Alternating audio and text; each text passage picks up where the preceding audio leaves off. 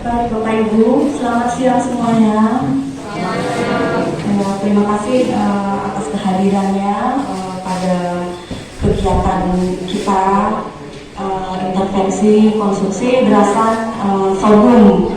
Kita mulai saja kegiatan kita ini, dan untuk mengawali acara ini kita ikuti pengantar dari koordinator kegiatan kita, yaitu riset pengembangan inovatif kolaboratif pangan lokal. Kita dengarkan bersama, yaitu dari Bapak Profesor Joni Munarso. Kami silakan Pak. Syukur kita panjatkan dari Tuhan Subhanahu wa Ta'ala bahwa siang hari ini kita bisa bertemu untuk melaksanakan kegiatan ini. Yang 2019 ya, 2019. Bu Maria mana ya? Aduh, Ibu, kita sekarang pakai ini jadi nggak? Kita sekarang pakai masker jadi susah mana cari-cari orang ini. Siapa yang pernah dikenal dulu harus diinjak dulu. Senang sekali ketemu dengan Romo, ketemu dengan Bu Maria Loreta, ketemu dengan Pak Fadli tentu saja, dan juga ibu sekalian, ya toh, pada siang hari ini, ya, dan ini suatu aktivitas yang saya kira lanjutan dari yang pernah kita kerjakan. Jadi dulu kita sudah pernah bekerja sama, melakukan pengenalan processing sorghum itu seperti apa, bertanam sorghum bagaimana, juga sudah dikenalkan dari Badan Litbang Pertanian, dan sudah dikerjakan oleh kawan-kawan kita di Likotuden, dipandu oleh Bu Maria Loreta. Nah, pada kali ini kita melanjutkan kegiatan itu buat sekalian. Bapak Ibu peserta sekalian, selamat sore. Sore. Lahan kering kita yang existing, yang sedang dikelola saat ini, itu 10.514 hektar. Kemudian lahan sawah itu 424 hektar. Kemudian potensi untuk dikembangkan lahan sawah itu sekitar 1.099 hektar. Artinya ada ruang untuk ke depan kita bisa buka areal sawah baru. Kemudian luas lahan cadangan pertanian pangan kita itu sekitar 168.000, itu yang belum disentuh.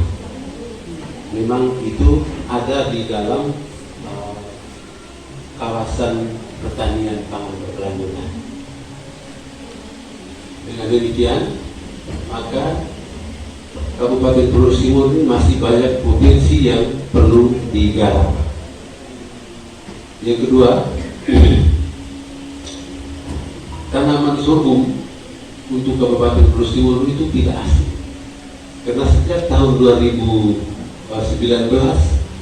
melalui program Gembus Tanding itu, dengan data awal dari Dinas Kesehatan itu sekitar anak-anak yang terkena dampak stunting itu 3.000 sekian.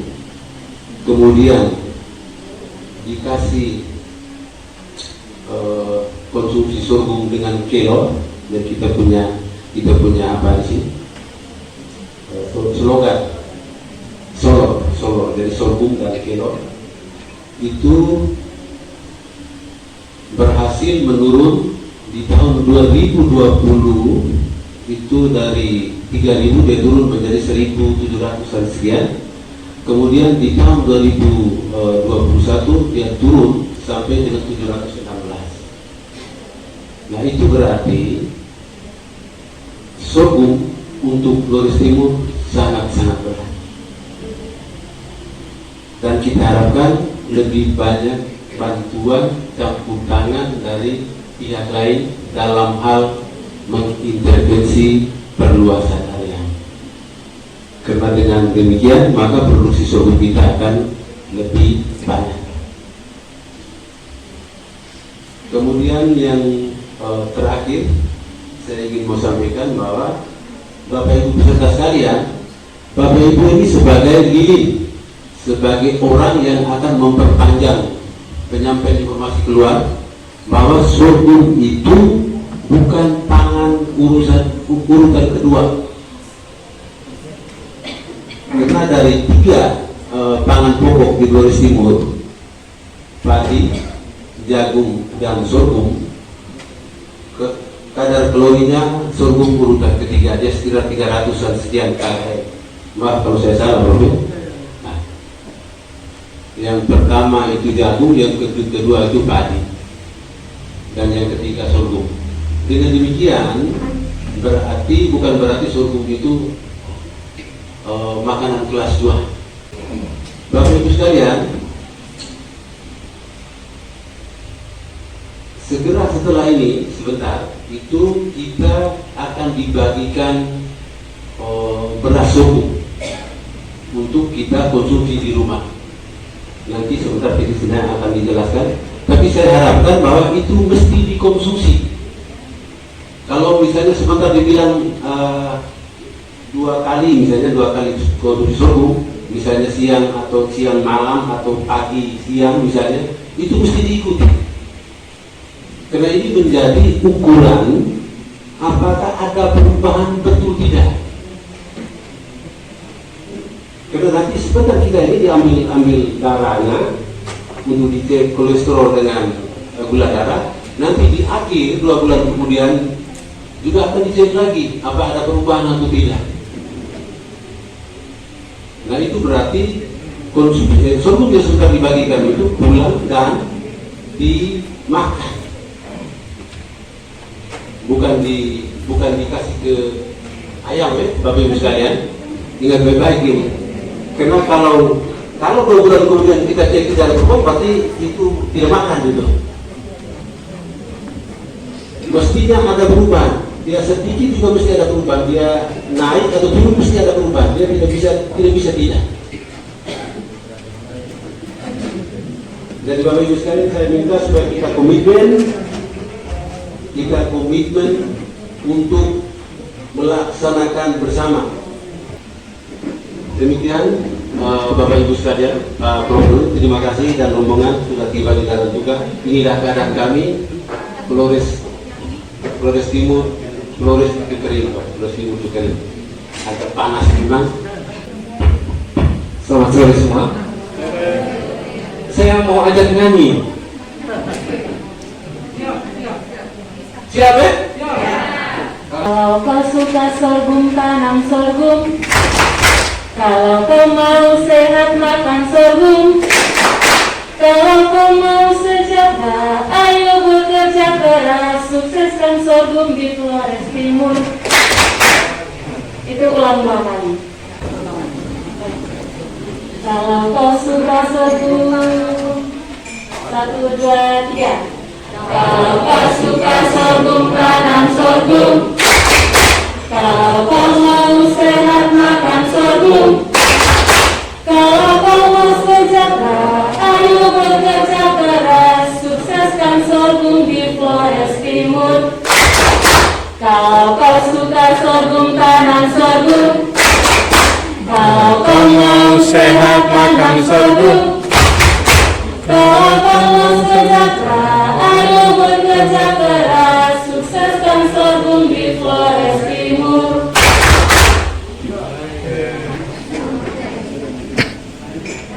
Ini kalimat lagu-lagu yang mengenang sebuah situasi ketika awal pergerakan sorghum di Flores Timur. Mulanya biasa saja.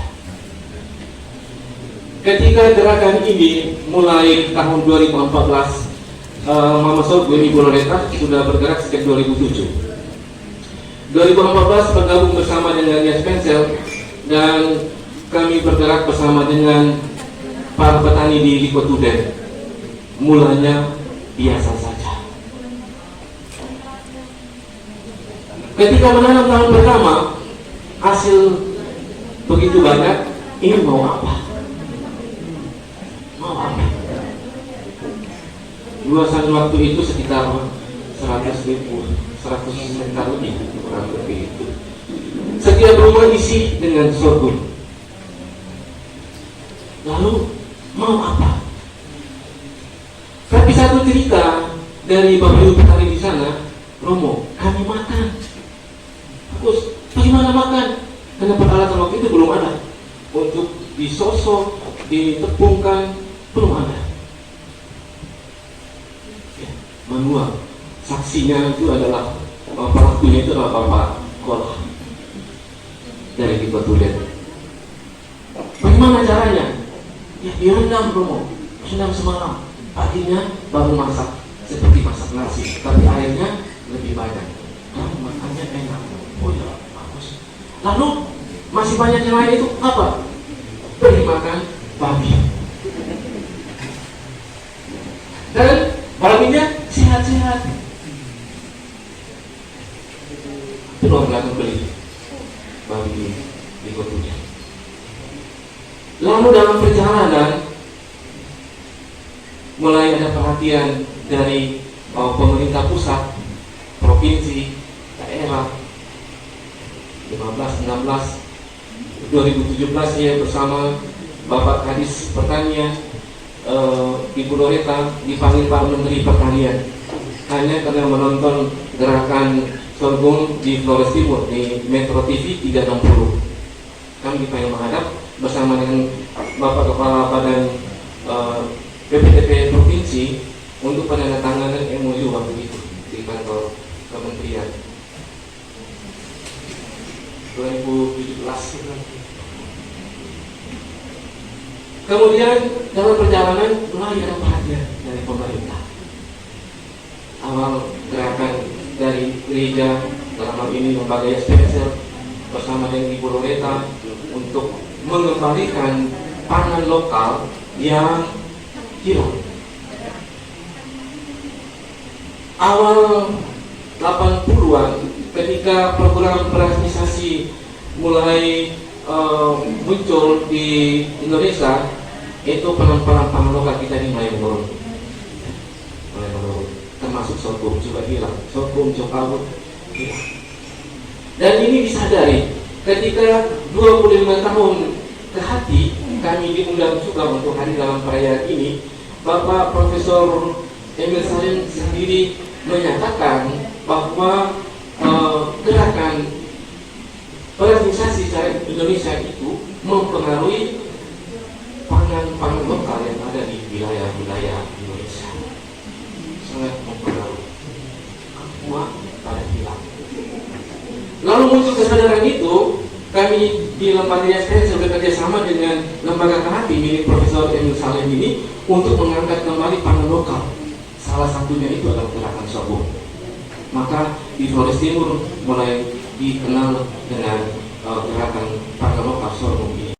Program dan evaluasi Balai Besar Litbang Pasca Panen Pertanian kepada Bapak Dr. Herwin, kami silakan. Bapak Ibu sekalian, pandemi COVID ini merupakan suatu peristiwa yang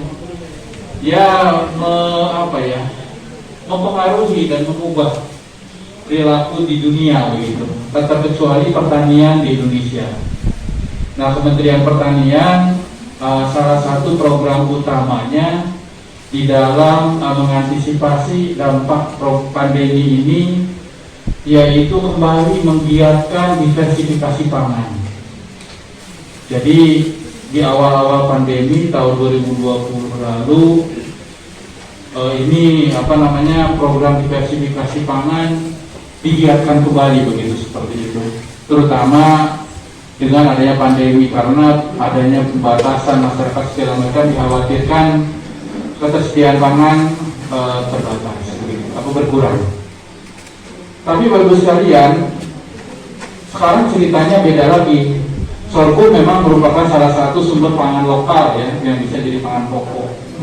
Nah, tapi dalam program ini ceritanya kenapa kita perlu kembali lagi ke sorghum di sini, terutama di Flores Timur. Ada sisi lain yang berbeda dengan tahun 76 lalu mungkin.